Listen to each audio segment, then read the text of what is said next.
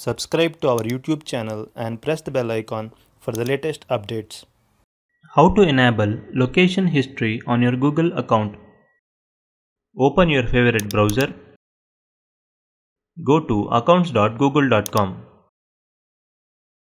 In the left sidebar, click on Data Privacy. Scroll down.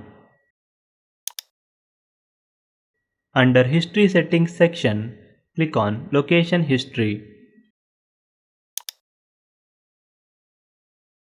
Toggle the button next to Location History to turn it on. Click on Turn On. Settings is turned on. Click OK. Now, click on Auto Delete and select the time duration you want to retain your history. Click Next. Click Confirm.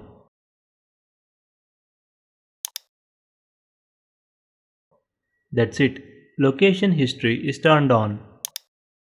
This is how you can turn on location history on your Google account. Thank you for watching.